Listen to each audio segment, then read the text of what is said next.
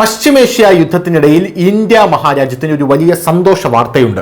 യുദ്ധത്തിനിടയിൽ Indian നാവികസേനയ്ക്ക് ഒരു ദിവസം കൊണ്ട് ബ്രഹ്മോസ് ഘടിപ്പിച്ച 3 മാരക കപ്പലുകൾ ലഭിച്ചു എന്നുള്ളതാണ് ആ പ്രധാനപ്പെട്ട കാര്യമെന്ന് പറയുന്നത്. ഇന്ത്യൻ മഹാസമുദ്ര മേഖലയിൽ ചൈനയുടെ സാന്നിധ്യം വർദ്ധിച്ചു വരുന്ന സാഹചര്യത്തിൽ ഇന്ത്യയുടെ നാവികശക്തിക്ക് വലിയ ഉത്തേജനം ലഭിച്ചിരിക്കുകയാണ്. കൊൽക്കത്തയിലെ garden reach ship builders and engineers ലിമിറ്റഡിൽ നിന്ന് തിങ്കളാഴ്ച ഇന്ത്യൻ നാവികസേനയ്ക്ക് ഒരു ദിവസം 3 പുതിയ മാരക കപ്പലുകളാണ് ലഭിച്ചിരിക്കുന്നത്.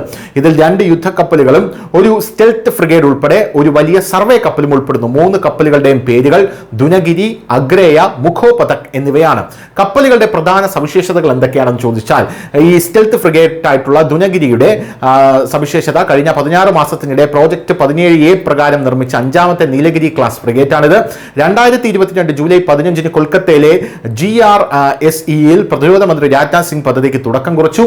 149 മീറ്റർ നീളവും 6670 ടൺ ഭാരവുമുള്ള ഗൈഡഡ് മിസൈൽ ഫ്രിഗേറ്റ് ആണിത് എന്നുള്ളതാണ് പ്രധാനപ്പെട്ട കാര്യം. യുദ്ധശേഷിയുടെ കാര്യത്തിൽ ബ്രഹ്മോസിൽ നൂതന പ്രതിരോധ സംവിധാനങ്ങൾക്കൊപ്പം കപ്പൽ വിരുദ്ധ കര ആക്രമണ ക്രൂയിസ് മിസൈലുകളും സജ്ജീകരിച്ചിരിക്കുകയാണ്. വായുവിലും ഉപരിതലത്തിലും വെള്ളത്തിലും ബഹുമുഖ പ്രവർത്തനങ്ങൾ നടത്താൻ ഇതിന് കഴിയുമെന്നുള്ളതാണ് പ്രധാനപ്പെട്ട കാര്യം. യുദ്ധക്കപ്പൽ ഡിസൈൻ ബ്യൂറോ രൂപകൽപ്പന ചെയ്ത ഈ കപ്പലിന്റെ 75% തദ്ദേശീയ വസ്തുക്കളും ഉപയോഗിക്കുന്നു എന്നുള്ളതാണ്.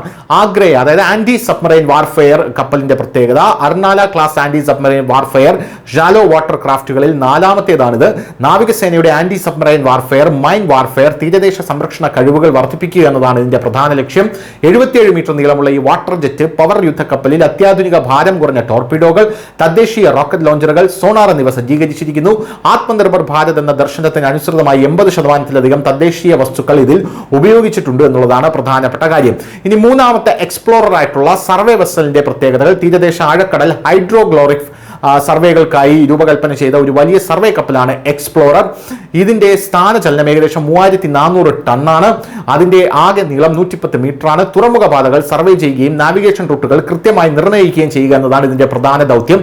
കൂടാതെ പ്രതിരോധത്തിനും സിവിൽ ഉപയോഗത്തിനുമായി സമുദ്രശാസ്ത്രപരവും ഭൂമിശാസ്ത്രപരവുമായിട്ടുള്ള ഡാറ്റയും ഇത് സ്വീകരിക്കും എന്നുള്ളതാണ്. News desk news India Malayalam.